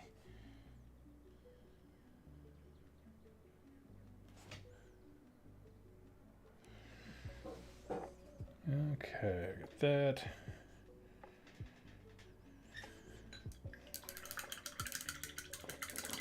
Let's throw some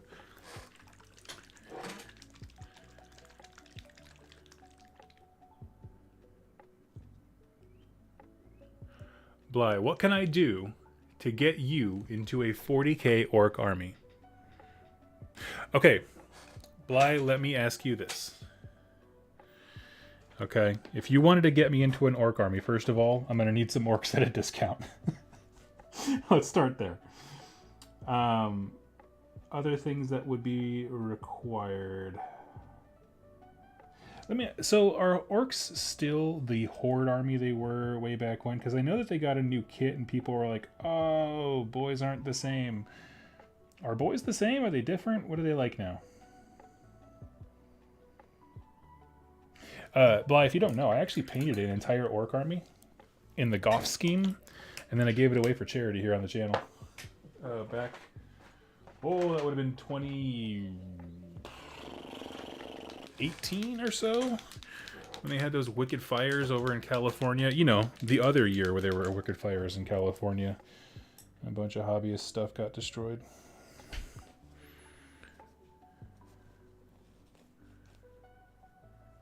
I just wanted to point it out. Thank you, buddy. I appreciate it. You're a good dude.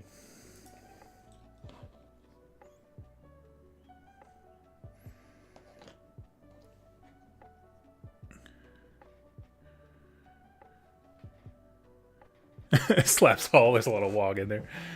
What's more, it makes players decide what should be about what. Yeah. Yep.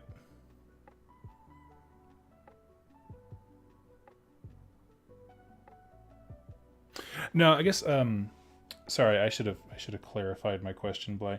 It's not that I want to run the huge hordes, it's that I don't want to paint them. So I guess what I'm asking is, when I asked, are they still a huge or horde army? I should have said, are they still a huge horde army? Because I knew they got a new kit, and I don't know if they're expecting us to buy a whole bunch of them. There you go. If I say it like that, with that tone, maybe that conveys my feeling a bit more. I painted like 70 orc boys for that, that charity force. Oh, it was right when Speed Freaks came out, and I had the biker boys. Oh man.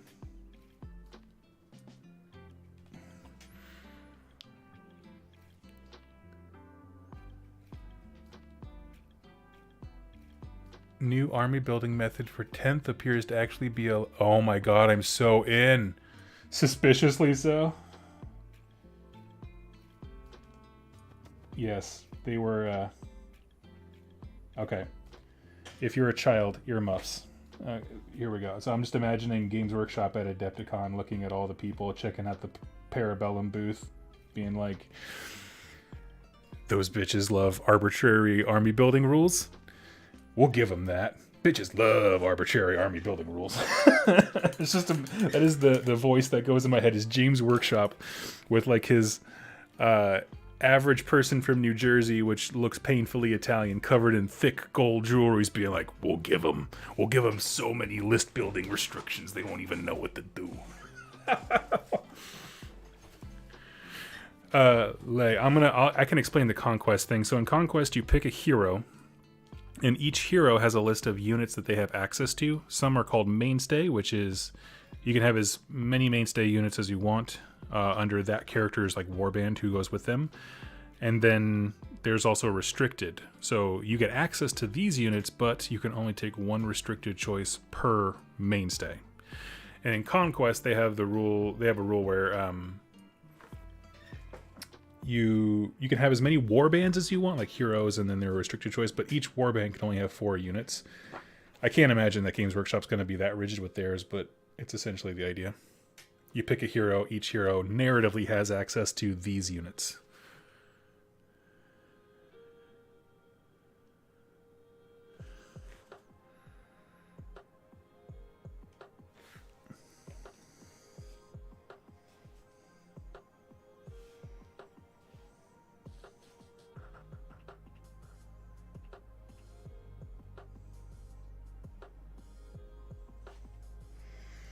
Okay, he's got some little bits I need to clean up on here.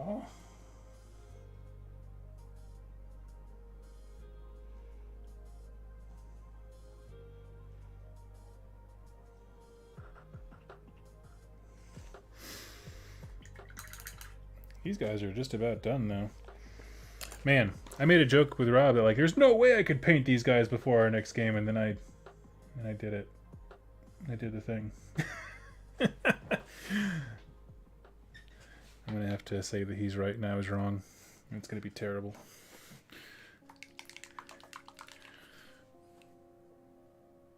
I don't think it's... Oh, okay. I understand. You pick the type of detachment. I understand. Okay, that makes perfect sense. Yes, but I see the parallel. I see where he was going with that.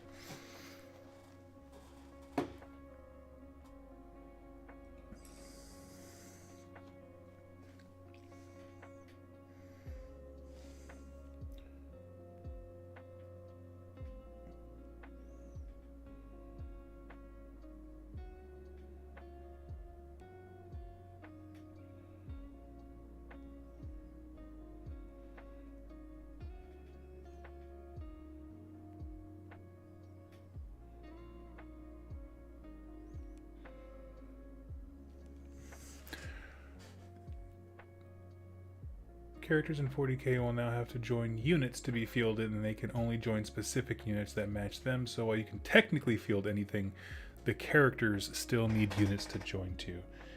I mean, I'm in favor. Having characters join units to me is the coolest. I love that. Now granted, this is like back in the day when I would play my Chaos Space Marines, but I did do it once against my buddy Ben. Ben, if you're here, I miss you. But I had a Chaos Champion in a unit finally, after 1,000 games, ascend to Demonhood. And it made it really funny when there was like a hero character attached to the unit and the guy below him turns into a Demon Prince. And you're like, huh, I don't feel like that should have happened, but I'm here for it.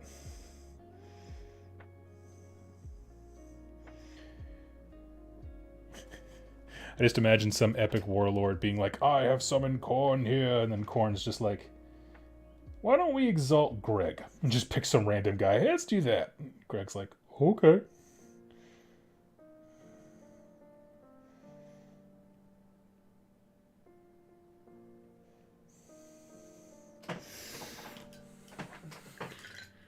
Yes, I didn't know I could get you on Chaos Space Marines. That's the new focus. I'll tell you what, Bly.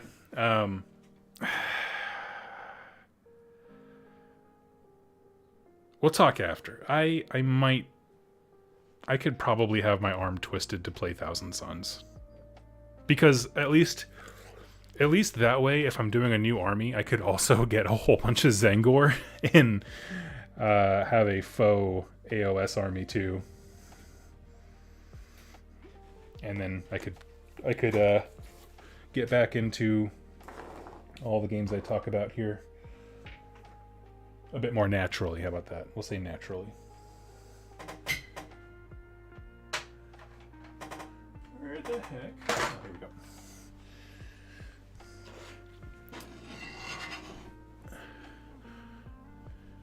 Curious to see how they make it work. Oh, yeah. What about character units like Dark Apostles? Oh, that's interesting.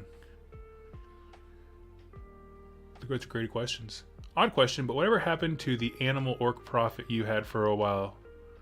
You're using in sponsored portions of the video. I still have it. I kept... I might actually do that this weekend.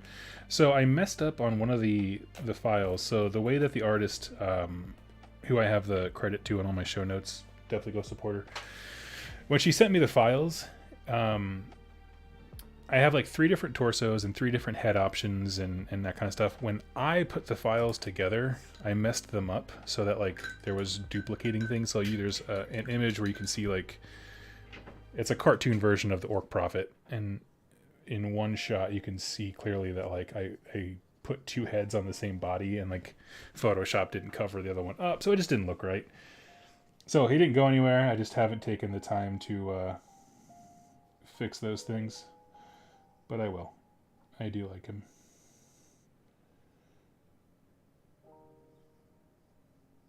That's Wergog Prophet Durgrogs. That is my game name, my tag in AOS.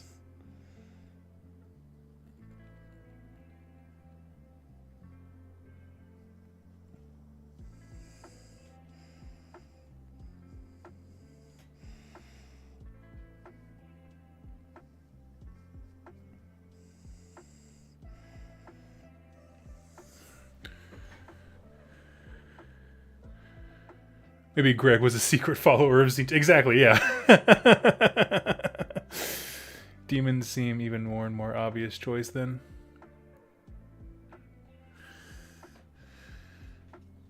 I don't know. Honestly, I just love painting stuff. Bly, if you hit me up with a good deal on some minis, or if you're looking at anything for some of the Conquest stuff I'm painting, let me know.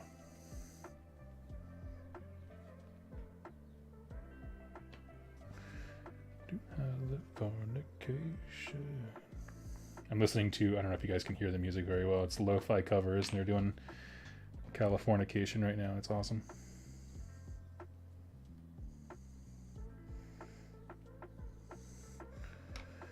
And with this last base rim, I'm going to go ahead and call it good. Hop offline. My voice is starting to go out, and I still got recording to do. Going to do the Milestone 2 on Conquest boys. Let's see.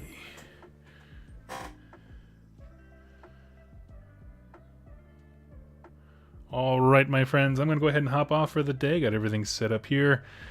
I will get these girls glued on somehow, and I will be right here to show off my minis. Look forward to the Milestone video going up tomorrow, as well as some other stuff for some cool games.